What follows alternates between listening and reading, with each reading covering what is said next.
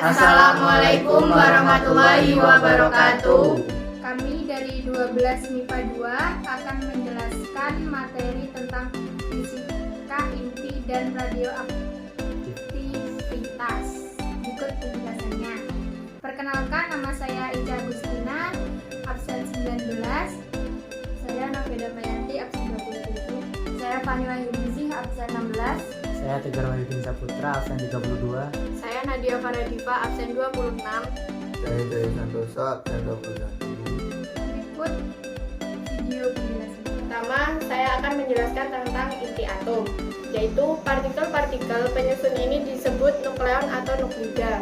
Nukleon dalam inti atom mengalami 3 buah gaya, yaitu gaya elektrostatis, gaya gravitasi, dan gaya inti.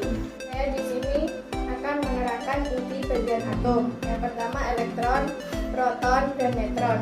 Simbol atom A melambangkan nomor massa jumlah proton dalam nuklida. X melambangkan nuklida. Z nomor atom melambangkan jumlah proton dan nuklida.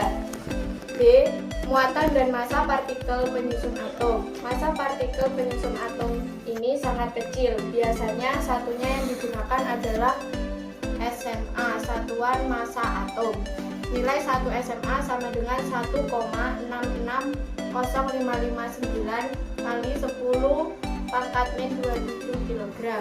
Isotop adalah nuklida yang memiliki jumlah proton sama tetapi jumlah neutron berbeda. Contoh isotop yaitu Ne2210 dan Ne2210. Isobar adalah nuklida yang memiliki nomor massa sama tetapi jumlah proton berbeda. Contoh isobar yaitu 146C dan 147N. Isoton adalah nuklida yang memiliki jumlah neutron yang sama. Contoh isoton yaitu 146C dan 168O. 4. Jari-jari atom. Inti atom berbentuk menyerupai bola yang jari-jarinya bergantung pada nomor massa A. Persamaannya yaitu R sama dengan 1,2 dikali 10 pangkat min 15 M A pangkat 1/3. 5 yaitu energi ikatan inti dan susut massa. Energi ikatan inti adalah energi yang dilepas oleh nukleon agar terbentuk inti atom atau energi yang diperlukan untuk memisahkan nukleon yang membentuk inti.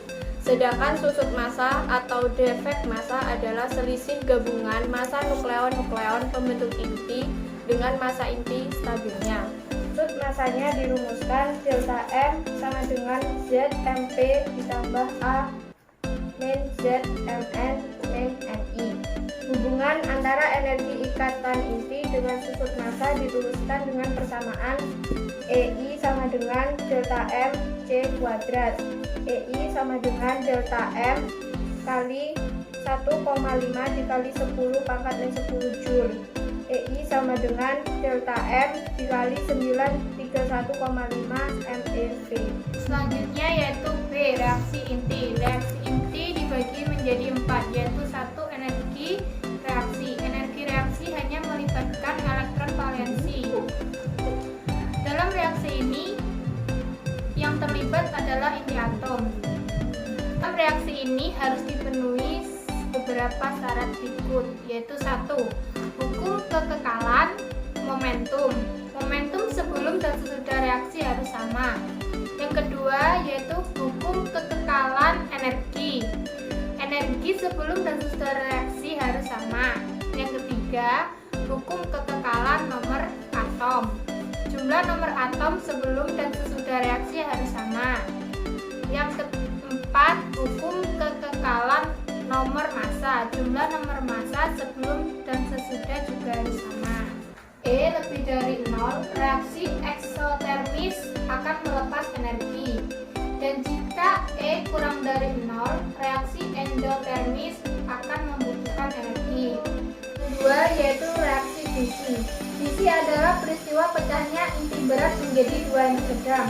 Fisi dapat dilakukan pada beberapa inti berat dengan cara menembakkannya dengan partikel alfa, proton, neutron, dan sinar gamma seperti gambar ini. Yang ketiga yaitu reaksi berantai. Untuk menghasilkan reaksi berantai tidaklah mudah karena diperlukan syarat tertentu. Syarat tertentu sebagai berikut, yaitu A. Uranium yang digunakan adalah 235 U yang dalam uranium alam hanya mengandung 0,718%. B. Neutron yang digunakan untuk menembakkan harus memiliki energi yang cukup termal.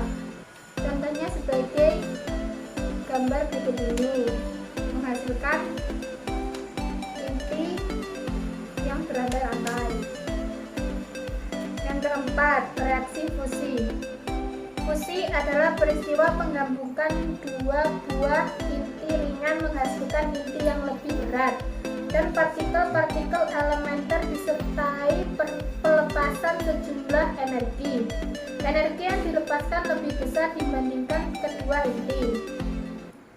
Reaksi fusi disebut juga reaksi termonuklir. Hal ini disebabkan karena pada reaksi fusi memerlukan energi yang lebih tinggi atau terjadi pada suhu yang sangat tinggi. Seperti gambar ini. Selanjutnya C. Radioaktivitas. Inti radioaktif yaitu unsur inti atom yang mempunyai sifat memancarkan salah satu partikel alfa, beta, atau gamma. Radioaktivitas yaitu peristiwa pemancaran sinar radioaktif atau sinar alfa, beta, atau gamma. 1. Stabilitas inti. Untuk inti yang berada di atas garis stabilan akan memancarkan sinar beta negatif karena memiliki perbandingan neutron dan proton terlalu tinggi untuk dapat stabil. Untuk inti yang berada di bawah garis kestabilan akan memancarkan sinar B positif, beta positif karena perbandingan neutron dan proton terlalu kecil untuk dapat stabil. Untuk Z lebih dari 60 akan memancarkan sinar alfa untuk stabil, sedangkan untuk Z lebih besar dari 83 akan memancarkan sinar alfa dan beta untuk stabil, seperti gambar berikut.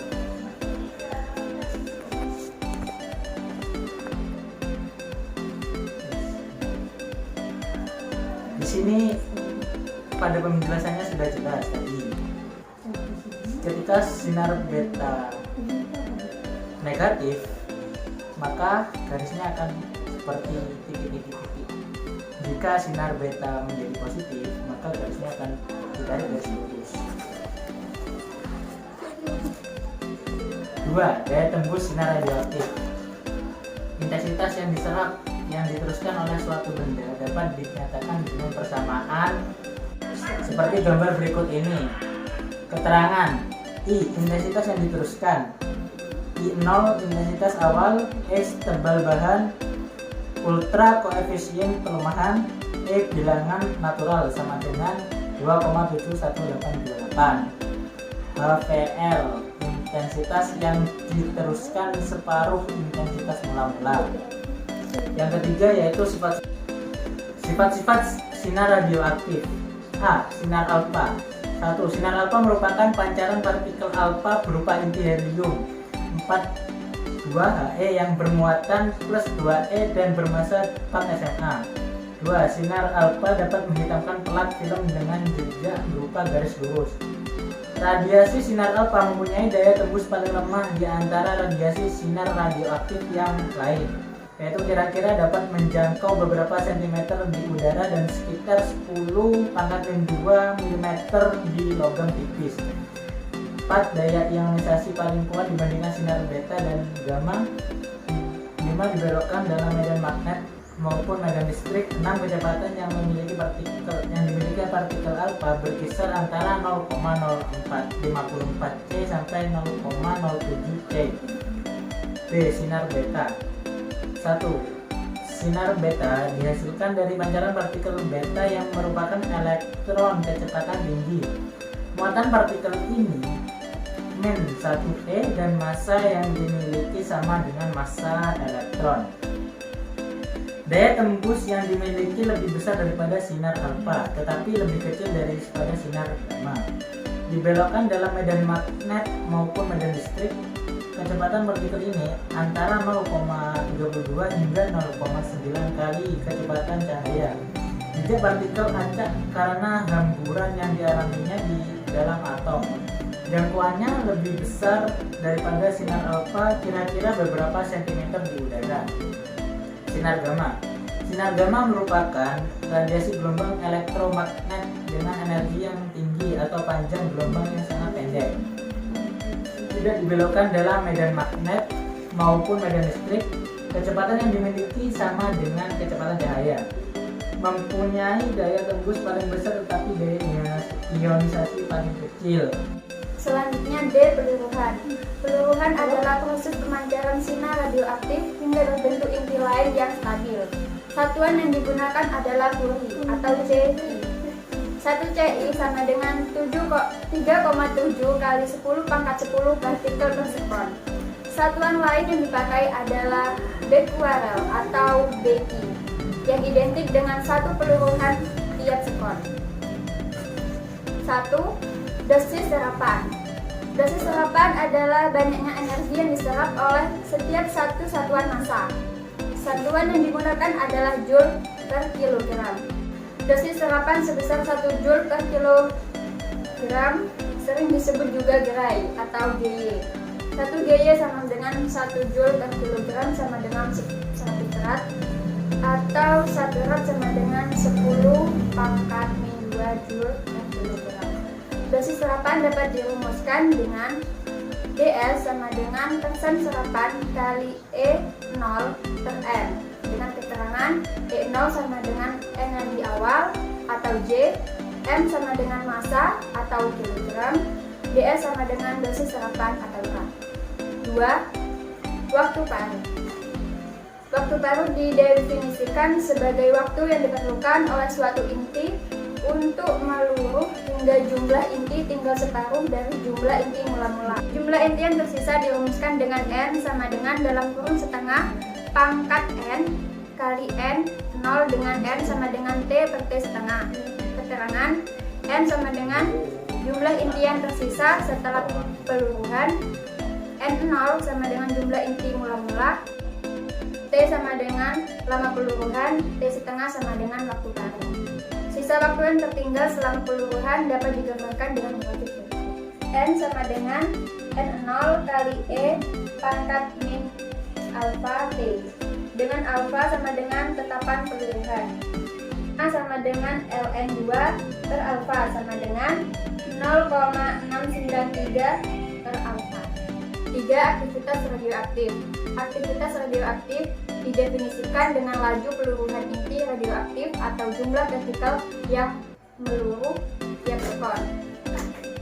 A sama dengan alfa kali N.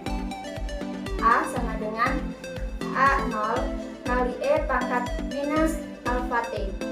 A sama dengan dalam kurung setengah pangkat T per T kali setengah kali A O. Selanjutnya E. Pemanfaatan radioisotop. Pemanfaatan radioisotop meliputi 2 hal, yaitu yang pertama perunut atau pencari jejak, yang A. Pengobatan. Dalam teknik perunut radioaktif, sejumlah unsur yang mengandung radioisotop yang akan dirunut dimasukkan ke dalam tubuh, biasanya dengan menyuntik. Dalam tabel yaitu radioisotop iodin 131, organ yang dipindah adalah tiroid atau paru-paru. Chromium 151, organ yang dipindah adalah limpa. Selenium 75, organ yang dipindah adalah pankreas. Dan technetium 99, organ yang dipindah adalah tulang atau paru-paru. Gallium 67, organ yang dipindah adalah getah bening. Yang kedua adalah B. Industri. Dalam bidang industri, misalnya untuk mendeteksi kebocoran suatu pipa penyalur minyak atau gas, dapat dirunut dengan menyuntikkan sejumlah radioisotop ke dalam saluran pipa. Isotop yang tepat untuk mendeteksi kebocoran pipa adalah partikel beta sebab partikel beta memiliki waktu paruh hanya beberapa jam atau beberapa hari. Dengan demikian, isotop ini aktif cukup lama untuk mendeteksi, tetapi waktu aktifnya tidak terlalu lama sehingga tidak menimbulkan masalah.